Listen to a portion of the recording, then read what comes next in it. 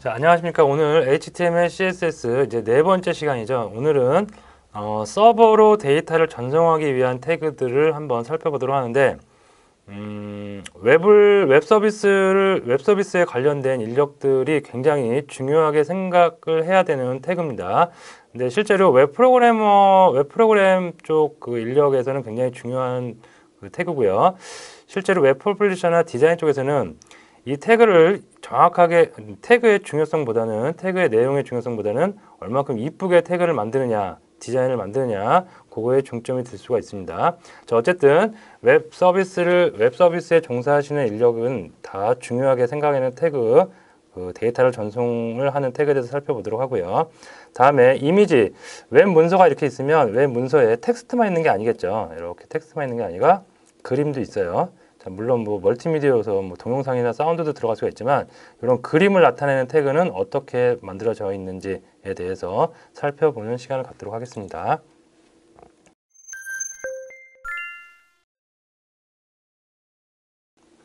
자, 첫 번째 폼 관련 태그인데요. 자, 폼이 뭐냐면, 자, 내가 여기서 로컬이 됐던 뭐 서버에 있는 데이터를 불러왔던 어쨌든 웹 문서가 이렇게 있어요. 만약에 회원 가입을 한다고 생각하시면 돼요. 여러분들이 어디 페이지에 들어가서. 자, 그러면 여기에다가 나의 정보, 어떠한 데이터 정보가 이렇게 입력을 하고, 이 데이터 정보가 서버 쪽으로 그럼 날아가야겠죠. 이렇게. 그죠? 요럴 때 이러한 데이터를 갖고 있는 양식, 얘를 갖다가 우리가 폼이라고 그래요. 그래서 폼 태그를 우리가 이렇게 열고 닫는 것을 이용해서 사용을 합니다. 그래서 사용자의 정보를 서버로 전달하기 위한 용도로 사용되는 태그가 뭐다? 바로 폼 태그입니다. 폼 태그는 이렇게 열린 태그가 있고요. 닫는 태그가 있습니다. 그리고 이 안에 이제 사용자의 정보, 아이디, 패스워드, 주소, 뭐 성별, 취미, 뭐 이런 데이터들이 쭉쭉 다 들어갈 수가 있겠습니다. 자, 폼 태그, 데이터 처리, 문서의 주소와 데이터 전달 방식을 속성으로 갖는다. 자, 이게 무슨 얘기냐면, 폼 태그는 아까 우리가 방금 살펴봤듯이 사용자의 정보를 어디로? 서버로 전달하기 위한 태그라고 그랬죠. 그죠? 그러면 이 폼 태그가 갖는 속성 중에 어떠한 속성이 있어야 되냐면, 여기에 사용자가 입력한 이름이라든가 아이디, 패스워드 이런 정보들이 어디로 날아갈 건지 URL 정보가 있어야 돼요. 서버에 URL 정보가 있어야 되고, 다음에 어떤 방식으로 날아갈 건지 메소드라는 속성을 가질 수가 있습니다. 그래서 이 두 개, URL 갖고 있는 거는 이거를 갖다가 우리는 그 서버에 내 데이터가 어디로 갈 건지를 지정하는 그 속성이고요. 메소드는 어떻게 날아갈 건지, 어떻게 전송이 될 건지 방식을 결정하는 속성 두 가지를 정해줄 수가 있겠습니다. 자, 다음에 인풋 태그가 있는데, 인풋 태그는 뭐냐면 여기 안에 폼 태그 안에다가 이제 사용자의 정보를 하나씩 입력을 한다 그랬죠. 요 입력을 할 때 우리가 리스트 만들 때 li 태그로 이렇게 해서 그 데이터를 표현을 했습니다. 자, 근데 폼 태그에서는 li 태그 안 쓰고요. 인풋 태그라는 걸 써요. 그래서 인풋 태그 하나, 또 두 번째 인풋 태그 둘, 세 번째 내용 인풋 태그 셋 해서 인풋 태그를 쭉 나열을 함으로써 사용자한테 정보를 얻어서 서버 쪽으로 데이터를 전송할 수가 있겠습니다. 다양한 데이터를 전송하기 위해 폼을 사용을 하고요. 그 다음에 전송 방식에는 get 방식과 post 방식이 있다고 나옵니다. 자, 요 밑에 있는 코드는 좀 이따가 살펴보기로 하고요. 여기부터 살펴볼게요. 여기서부터 이제 폼에 가는 속성, 액션과 그 다음에 메소드가 있는데, 이게 가장 중요하기 때문에 이거 먼저 살펴봅니다. 자, 액션은 여기에 있는 데이터, 이 안에 있는 데이터가 어디로 날아갈 것인지 타겟 URL을 여기다 적어주시면 돼요. 그렇죠? 그래서 나는 이 데이터를 갖다가 어디, 뭐 어느 주소가 있겠죠. 뭐 뭐 했을까요? JSP, ASP 또는 PHP 어딘가로 나는 이거를 데이터를 전송을 할 거예요. 그러면 이 전송하려는 주소를 요 안에다 입력을 해주시면 됩니다. 그래서 액션은 데이터를 받는 타겟 URL 적어주시면 됐고요. 자, 메소드는 get 방식이 있고 포스트 방식이 있어요. 요 get 방식과 포스트 방식 외에도 몇 가지가 더 있는데 주로 쓰는 게 이제 get 방식과 포스트 방식 두 개를 씁니다. 자, 요건 뭐냐면 브라우저를 통해서 한번 살펴보도록 할게요. 자, 검색 사이트인데요. 검색 사이트에다가 제가 자, 요게 폼이에요. 요게 지금 요것도 폼이고 요 밑에 있는 아이디 비밀번호 입력하는 거 이것도 폼입니다. 데이터를 서버 쪽으로 날려야 되는 거죠. 여기서 예를 들어서 주간 날씨라고 입력을 했어요. 그러나서 검색을 딱 누르면 이 주간 날씨가 네이버 서버 쪽으로 검색 엔진 쪽으로 쭉 날아가겠죠. 그리고 서버에서 열심히 뭔가 일을 해서 우리한테 주간 날씨라는 데이터를 화면에 다시 출력을 해줄 겁니다. 그러면 검색이라는 버튼을 딱 눌렀을 때 이 주간 날씨가 네이버 서버로 날아가는 방식을 우리가 메소드로 결정할 수가 있는데 검색을 딱 누르면 이제 URL 창을 보세요. 그러면 검색을 딱 누르면 이 주간 날씨라는 게 검색 URL 창 뒤에 이렇게 따라 붙죠. 그죠? 이렇게 날아가는 방식을 우리가 get 방식이라고 그래요. 해당 URL 네이버 안에 뭐 search.naver.com search 네이버 해갖고 where 어디에다가 next search 쿼리는 주간 날씨 이렇게 URL 뒤에 정보가 더해져서 서버 쪽으로 날아가는 방식 요거를 우리가 get 방식이라고 합니다. get 방식의 단점은 어떠한 데이터가 내가 입력한 데이터가 이렇게 URL 창에 남기 때문에 보안에 취약해요. 예를 들어서 내가 아이디와 패스워드를 입력을 하고 로그인을 한다. 여기 아이디하고 패스워드 있죠. 근데 패스워드 여기다가 애써서 이렇게 다 암호 처리 해놨는데 로그인 할 때 이 정보가 URL에 같이 이렇게 남겨지면 노출이 되는 거죠.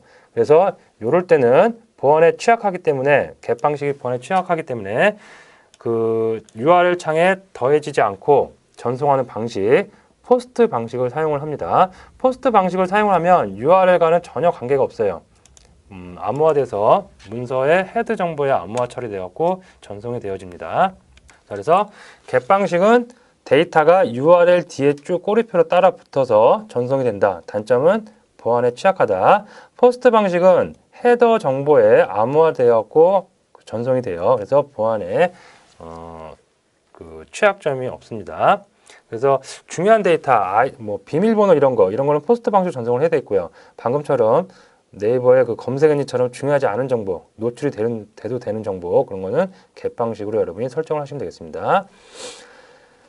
자, 그 다음에 이 안에 있는 내용들, 이 안에 있는 내용들은 우리가 인풋 태그로 살펴본다고 그랬죠. 그래서 먼저 하나씩 좀 짚고 넘어갈게요. 조금 지저분하니까 좀 지워볼게요. 자, 먼저 이름입니다. 이름. 자, 이름은 인풋 태그를 써요. 내용은 인풋 태그 쓴다고 했습니다. 그리고 이 안에 이제 타입이 중요해요. 타입이 그냥 텍스트 타입이에요. 이렇게. 그러면 이름하고 알아서 기본적인 디폴트 사이즈만큼 이렇게 인풋, 그 사용자 데이터를 받을 수 있는 공간을 할당을 해줍니다. 자, 아이디예요. 아이디도 인풋, 그 다음에 타입 텍스트 입력하라고 텍스트 타입입니다. 똑같이 인풋에 똑같이 텍스트 타입, 하나는 아이디, 하나는 이름. 자, 비밀번호 볼게요. 비밀번호를 보면 인풋이 있고요. 그 다음에 타입이 패스워드예요. 텍스트가 아니라 패스워드죠. 차이점은 텍스트는 그냥 여기다가 입력을 하면 홍길동이면 홍길동 이렇게 입력이 됩니다. 하지만 비밀번호는 어떻게? 에스타리크로 이렇게 암호화 처리되죠. 이렇게 이런 게 바로 패스워드 타입을 패스워드로 지정했을 때 나타나는 효과입니다. 다음에 연락처가 있고요. 연락처는 뭐 010-1234 이렇게 입력하죠. 그냥 텍스트면 되겠죠. 그래서 타입을 텍스트로 해주시면 되고요. 다음에 사진, 첨부 파일이죠. 첨부 파일은 타입을 뭐로?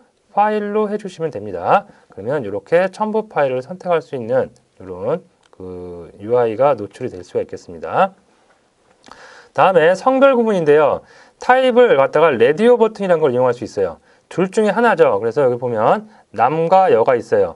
얘는 둘 다 선택을 할 수가 없죠. 둘 중에 하나만 선택을 해야 되는 거죠. 그럴 때 우리가 레디오 버튼이라는 걸 타입을 레디오 버튼을 이용해서 N개 중에서 꼭 한 개만 선택을 할 때 사용을 합니다. 다음에 타입 중에 체크박스라는 게 있어요. 다중 선택을 할 수 있는 거죠. 자, 사용 언어. 나는 사용 언어를 한글도 사용할 수 있고 영어도 사용할 수 있고 일어도 사용할 수 있다. 이렇게 다중 선택, N개의 선택을 할 수 있을 때 우리가 타입을 체크박스로 줍니다. 자, 다음에 인풋과 좀 다르게 텍스트 에리어라는 게 있어요. 좀 장문의 글을 남길 때 이런 거죠, 이런 거. 그죠? 이렇게 글을 여러 좀 긴 장문의 글을 남기고자 할 때 텍스트 에리어라는 태그를 사용을 합니다. 롤스가 오라는 얘기는 행이 오라는 얘기예요. 그래서 5줄의 글을 입력할 수 있는 그 텍스트 공간을 할당을 해줍니다. 다음에 select 태그가 있는데요. select 태그. 자, 여기 보시면 국적하고 코리아, 뭐 USA, 재팬, 그다음 차이나 이렇게 있죠. 그래서 select 태그를 이용해서 이 밑에 있는 옵션 중에 딱 한 개만 선택을 할 수 있을 때 사용을 하는 태그입니다. 자, 근데 여기 국적 있고 여기 좀 잘렸는데 국적은 딱 한 개만 선택을 할 수가 있는데 좋아하는 음식 같은 경우에는 여러 개 선택할 수 있겠죠. 그래서 멀티 처리를 하면 불고기, 파전, 비빔밥, 김치 중에 내가 2개 내지는 3개를 선택할 수 있는 그 기능도 있어요. 그런 속성, 멀티 속성을 주면 되는 건데요. 그건 코드를 보면서 한번 살펴보도록 하겠습니다. 정리를 하면 이 폼을 만드는 거는 하루아침에 되진 않아요. 여러분이 좀 많이 연습을 하셔야 됩니다. 중요한 거는 인풋 태그를 이용할 수가 있는데 인풋 태그 이용하는 건 다 똑같이 이용을 해요. 다른 거는 텍스트 에리어하고 셀렉트 이런 것만 좀 차이가 있고요. 근데 중요한 거는 그 안에 타입을 텍스트로 할 건지 패스워드로 할 건지 아니면 딱 한 개만 선택할 수 있는 레디오로 할 건지 아니면 다중 선택을 할 수 있는 체크박스로 할 건지를 여러분이 적절하게 구분해서 사용을 하실 수 있어야 되겠습니다. 자, 그럼 코드를 한번 보도록 할게요. 자, 보면 인풋 태그예요. 자, 인풋 태그입니다. 그래서 타입이 텍스트죠. 그러니까 텍스트니까 여기다 입력을 하면 그냥 텍스트 입력이 돼요. 홍길동. 그죠? 또 지울 수도 있고 아무개 또 이렇게 마음대로 입력을 할 수가 있고요. 자, 그다음에 여기 보면 name이라는 속성이 있어요. 그리고 유저의 약자 이거 앞 글자를 따서 name이라고 되어 있습니다. 자, 요거는 name이라는 속성은 뭐냐면 폼이라는 걸 이용해서 사용자의 정보를 어디로 서버로 보낼 수가 있다는 거죠. 그럴 때 서버에서 받을 때 식별을 할 수 있는 식별 값이에요. 그래서 서버에서 받을 때는 유저네임에 해당하는 거가 뭐가 왔다? 홍길동이 왔구나. 아니면 아무개가 왔구나. 이렇게 식별을 할 수 있는 거, 식별을 할 수 있는 유니크한 값입니다. 그래서 하나의 폼 안에 인풋에 존재하는 네임은 중복돼서는 안 돼요. 여기가 유저 유네임인데 아이디도 유네임이에요. 그러면 서버에서 유저 네임이 2개이기 때문에 헷갈려 할 수 있겠죠. 그래서 네임이라는 속성에 해당하는 속성 값은 항상 유니크한 값을 설정을 해줘야 되겠습니다. 자, 그다음에 아이디예요. 아이디는 이름과 똑같죠. 인풋 태그를 썼고 속성으로 타입 속성을 썼고요. 텍스트 타입이고 그다음에 네임은 유저 아이디래요. 서버에서 유저 아이디가 ABC가 왔구나 라고 찾을 수가 있겠습니다. 이렇게요. 그 다음에 비밀번호는 타입이 패스워드래요. 패스워드이기 때문에 입력을 하면 이렇게 에스타리커나 이렇게 점선으로 처리가 될 수가 있겠습니다. 마찬가지로 네임이라는 속성을 가질 수 있겠고요. 다음에 연락처는 타입이 텍스트고요. 그 다음에 네임이 이렇게 3자리죠. 연락처는 3덩어리죠. 그래서 유저폰 1번, 유저폰 2번, 유저폰 3번의 네임 속성을 가지고 있습니다. 그래서 연락처 010-1234-5678 이렇게 우리가 연락처를 입력할 수가 있겠고요. 다음에 사진 보면은 첨부 파일을 지정하기 위해서 타입을 파일로 줬어요. 그렇기 때문에 파일 선택을 하면 이렇게 파일을 찾는 이런 그 서치 창이 나올 수가 있겠고요. 자, 그다음에 성별 구분 같은 경우에는 남자 아니면 여자 둘 중에 하나만 선택을 해야 되겠죠. 그래서 타입이 레디오로 지정이 되어 있습니다. 그리고 네임은 레디오를 쓸 때 주의할 점은 네임이 이렇게 이름이 같아야 돼요. 왜 그러냐면 둘 중에 하나만 꼭 선택을 해서 이 선택한 값이 어디 서버로 전송이 되는 거죠. 하기 때문에 선택을 하려는 이런 항목들의 네임이 같아야지 서버에 제대로 값이 전송될 수가 있겠습니다. 그리고 value라는 속성을 또 줘야 돼요. 여기서 남자, 여자 이렇게 선택을 했는데 이 남자라는 값, 여자라는 값이 서버로 가는 게 아니고요. 이거는 그냥 태그의 문서에 있는 그 글자일 뿐이에요. 텍스트일 뿐이에요. 이 값이 서버로 가는 게 아니라 실제로 값이 전송될 때는 value에 해당하는 value 속성 값이 서버 쪽으로 전송이 될 수가 있습니다. 그래서 레디오 버튼을 쓸 때는 타입 설정하는 것도 중요하지만 네임을 같은 이름으로 해야 된다는 거, 다음에 각각 밸류를 다시 한번 이렇게 명시를 해줘야 된다는 거 꼭 알아두시면 되겠습니다. 다음에 사용 언어, 체크 타입이죠. 체크박스죠. 그래서 다중 선택, 한글, 영어, 일어, 중국어. 아니면 나는 다 못해요. 한글도 못하고 영어도 못하고 일어말도 못하고 중국도 못해요. 다 이렇게 아예 선택을 안 할 수도 있고요. 2개 내지는 3개도 선택을 할 수 있고요. 자, 체크박스를 쓸 때도 마찬가지로 레디오 버튼과 마찬가지로 네임, 같은 항목에 대한 네임은 다 같은 속성 값을 가지고 있어야 됩니다. 그리고 밸류는 또 다 달라야 되겠죠. 그죠? 이렇게 해서. 근데 밸류를 한글로 하시는 분들이 있는데 절대 안 됩니다. 서브로 전송될 때는 한글로 하시면 안 되고 꼭 영어로 이렇게 표시를 하시고요. 특수문자 같은 거 써서도 안 되고요. 꼭 이렇게 영어로만 표시를 해주면 되겠습니다. 여기 좀 가려졌는데요. 조금만 이렇게 하고 잠깐 볼게요.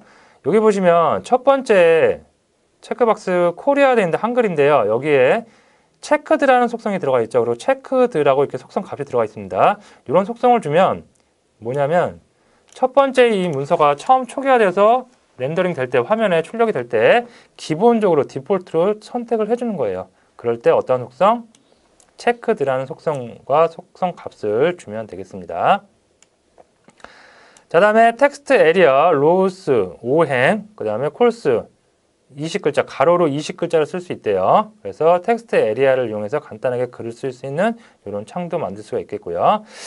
자, 다음에 국적과 좋아하는 음식인데요. 자, 보시면 똑같이 셀렉트 태그를 썼어요.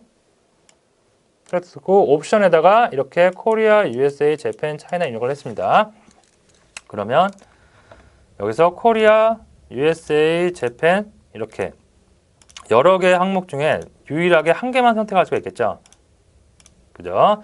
자, 근데 여기서 만약에 셀렉트 다음에 멀티플이라는 속성을 주고요. 속성 값으로 멀티플을 줬어요. 그러면 똑같은 위쪽하고 똑같은 구조인데 이 속성 하나만 들어간 거죠. 그러면 이제 다중 선택을 할 수 있는 거예요. 그래서 김치 키보드의 컨트롤 키 이용해서 파전, 좋아하는 음식 또는 시프트 키 이용해서 김치부터 비빔까지 난 다 좋아한다. 이렇게 N개 다중 선택을 할 때 우리가 멀티플이라는 속성과 속성 값을 이용할 수가 있겠습니다. 자, 이렇게 해서 어쨌든 뭐 여기다가 막 데이터를 다 입력을 했어요. 데이터를 다 입력을 하고 그리고 데이터를 입력을 하고 이제 서버로 전송을 해요. 그죠? 서버로 전송을 실제로 할 때 뭔가 버튼을 눌러야 되겠죠. 우리가 미사일 발사하듯이 버튼을 딱 누르는데 그 버튼에 해당되는 태그가 뭐냐면 submit, input 타입의 submit이라는 속성을 준 태그를 이용합니다. 그래서 제출을 딱 누르면 어디로 날아간다고요? 액션에 지정된 여기에 있는 URL 정보를 찾아서 서버 쪽으로 전송이 될 수가 있고요. 전송되는 방식은 어떻게 정한다고요? 메소드를 이용해서 get 방식이나 포스트 방식으로 전송이 되어질 수가 있겠습니다.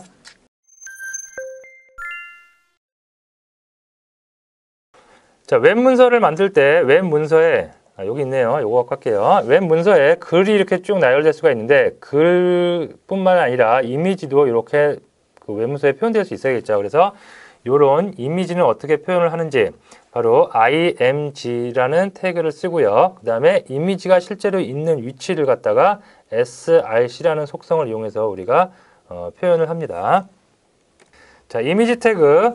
이미지 태그는 웹 문서에서 이미지를 삽입하기 위한 태그로 되어 있습니다. 그렇죠? 그래서 웹 문서에 이미지를 넣겠다. 나는 넣겠다. 그러면 img 태그를 쓰시면 되고요. 다음에 src 속성.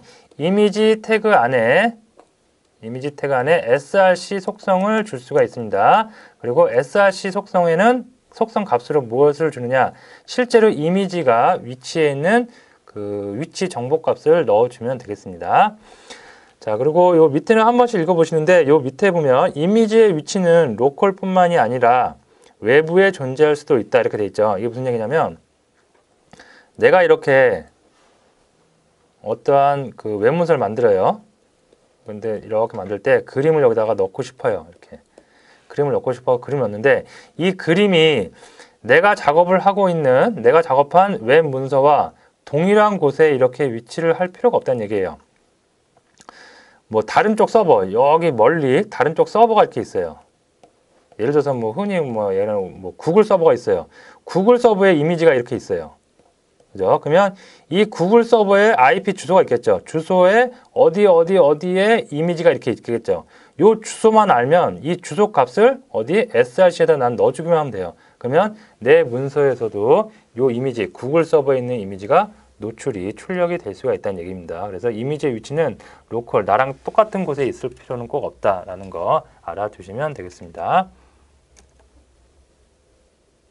자, 요거는 이제 그 속성을 실제로 코드인데요. 요거는 제가 그 코드를 보면서 설명을 드리도록 할게요. 자, 보시면 코드가 좀 장황할 수가 있는데 좀 줄여보면 이런 건 다 필요 없어요. XHTML 우리 안 쓴다고 그랬죠. 그래서 굳이 이런 거 인용이 하지 않았고요. HTML 안에 요거 랭귀지 EN인데요. 이것도 굳이 쓸 필요 없어요. 그죠? 뭐 UTF-8로 전 세계가 글로벌 시대인데 영어 서버에서만 작동할 필요 없겠죠. 이런 것도 필요 없고요. 간단하게 좀 줄여보면 자, 이렇게 됩니다. 자, 그래서 p 태그 문단을 나타낸다고 했죠. 그래서 문단 안에는 글이 우리가 계속 글을 입력을 해서 여태까지 알아봤는데 이렇게 이미지 태그를 쓸 수가 있습니다. 그래서 나는 이미지를 넣을 거예요. 그래서 이미지 태그 썼고요. 다음에 이미지의 위치는 이미지라는 폴더 안에 그 안에 nevi_drpng라는 이미지예요. 라고 이미지의 위치를 지정을 해줬습니다. 자, 그 다음에 alt라는 게 나오는데요. 이 alt는 뭐냐면 실제로 img라는 폴더 안에 nevi_drpng라는 이미지가 있을 수도 있고 없을 수도 있겠죠. 없을 때는 우리가 흔히 말하는 앱박이 떠요. 그 앱박이 떴을 때 사용자로 하여금 이미지 안 보이네. 그럼 정보를 못 얻는 거죠. 그렇게 정보를 얻지 못하는 경우에 사용자한테 노티를 해주는 거예요. 아, 이 이미지는 어떠한 이미지였다? 꿈 스토리라는 이름을 가진 이미지였다라고 우리가 표시를 해주기 위해서 alt를 우리가 씁니다. 제가 지금은 이렇게 간단하게 그 이미지에 대한 설명을 해주는 태그라고 썼는데 나중에 alt 태그를 이용해서 뭐 그 장애가 있으신 분들 있죠. 그 시력이 나빠서 실제로 그림을 못 보시는 분들, 그런 분들한테 alt 태그를 이렇게 입력을 해주면 그 브라우저에 그런 브라우저가 있어요. 소리를 내서 브라우저에 있는 정보를 다 사운드로 출력을 해주는 그런 브라우저도 있습니다. 그런 홈페이지를 만들 때도 alt 태그를 쓰면 이미지가 노출이 될 때 여기 alt 태그에 있는 글이 실제로 사운드로 꿈 스토리라고 이렇게 출력이 되어지곤 합니다. 자, 어쨌든 alt 태그의 기본적인 용도는 이미지가 손상됐을 때, 손실됐을 때 그 이미지를 설명해주는 글을 입력해주는 속성입니다. 자, 밑에 한번 볼게요. img, 나는 이미지 삽입할 거예요. 그 다음에 이미지는 어디 있는 거다?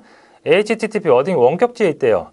원격지 어디? 네이버의 스태틱이라는 폴더에 월드와일드앱이라는 폴더에 UA 2003에 0731에 뭐 되게 복잡하네요. 그 안에 맨 끝에 nms 2494051 gif 이렇게 요런 이미지가 있다고 나옵니다. 그러면 나하고 내 서버 전혀 관련이 없는 서버죠. 네이버 서버죠. 하지만 나는 그 네이버 서버의 어딘가에 위치해 있는 이 그림이 위치해 있는 정보를 알고 있어요. 그러면 내 홈페이지에도 이 정보를 같이 공유해서 사용을 할 수가 있다는 얘기입니다. 자, 그리고 alt로 로고가 되어 있고요. 네이버 로고의 주소인 것 같아요. 아무래도 이따 확인해 보면 되겠죠.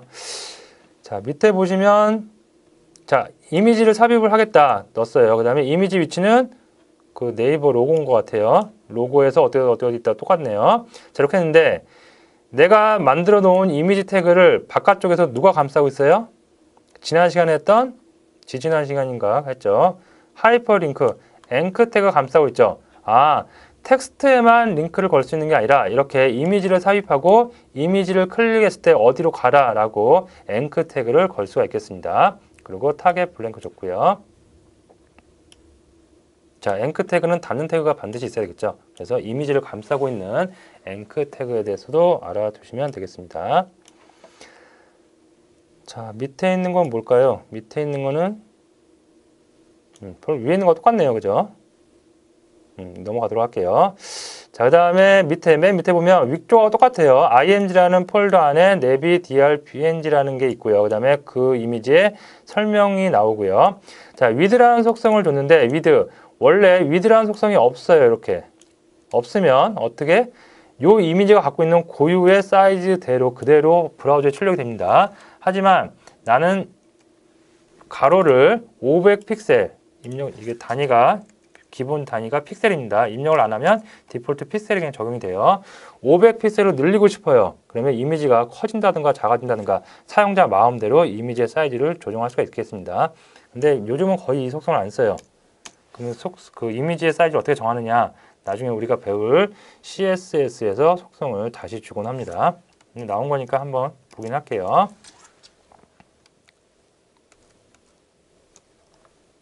네, 그래서 그 보시면 첫 번째 있는 거 콤 이미지 나왔고요. 그 다음에 원격지에 네이버 로고에 있는 네이버 서버에 있는 네이버 로고를 가져와서 내가 만들고 있는 홈페이지에 이렇게 넣을 수가 있고요. 그 다음에 요게 앱박되는 거네요. 그죠? 내가 주소를 딱 입력을 해갖고 어딘가 여긴가 찾아갔는데 이 이미지가 손실돼서 없어요. 없을 때 바로 이렇게 어떻게 앱박이 뜨고요. 앱박이 그냥 뜨는 게 아니라 여기 Alt 태그에 있는 설명 문구가 이렇게 화면에 노출될 수가 있다는 얘기입니다. 자, 다음에 맨 마지막에 있는 거는 위드를 속성을 가로를 500픽셀로 늘려놨어요. 그랬더니 이렇게 커진 이미지를 출력을 할 수가 있겠습니다. 자, 그 다음에 자, 요거는 여러분들이 한번 해보세요. 자, 보시면 리스트 태그, 테이블 태그도 썼을 것 같고요. 크게 테이블 태그를 써서 크게 먼저 레이아웃을 잡았을 것 같고요. 자, 그 다음에 여기 주간 히트 노래 이런 거는 H 태그 같은 거 쓰면 되겠죠. H1이라든가 H2 태그 정도 쓰면 될 것 같고, 여기에 선이 하나 보이네요. 그럼 이거는 아마도 HR 태그 썼을 것 같아요. 다음에 리스트가 나오죠. 그죠? 리스트는 OL 태그와 UL 태그 둘 중에 하나 쓰면 되는데, 순서가 있네요. 1, 2, 3, 4, 5. 그러면 OL 태그 썼을 것 같고요. 그 다음에 이 안에 아이템, 리스트, LI 태그를 쓰는데 LI 태그 안에 이미지도 있고 텍스트도 있어요. 그리고 텍스트에는 하이퍼링크가 걸려 있을 것 같아요. 밑에 언더바 쭉 나온 거 보니까. 그러면 앵크 태그도 쓰면 되겠죠. 그렇죠? 그래서 지금까지 여러분이 배운 테이블 태그, 텍스트 관련 H 태그, P 태그, HR 태그, 뭐 앵크 태그, 리스트 나타내는 태그 이런 거를 응용을 해서 이 예제를 한번 여러분이 직접 해보시기 바랍니다. 해보시다가 안 되면 소스 참고해서 완성을 해보시면 될 것 같습니다.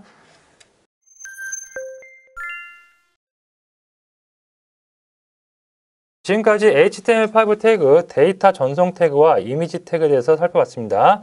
자, 폼 태그는 사용자의 정보, 사용자로부터 어떠한 정보를 받아서 그거를 서버로 전달하기 위한 태그죠. 속성으로 액션과 메소드 반드시 꼭 잘 알아두셔야 될 것 같고요.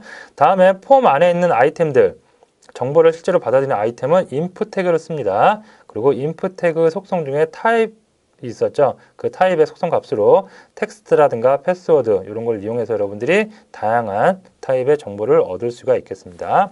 자, 이미지 태그는 img 태그를 쓰고요. 속성으로 src를 이용하고 src 속성 값으로 이미지의 위치를 나타내주는 정보값을 입력해 줍니다. 여기 빠졌는데요. alt 태그, alt 속성이 있었죠. 이미지가 손상됐을 때 이미지를 설명해 주는 태그입니다. 여기까지 여러분이 정리를 해 두시면 될 것 같습니다.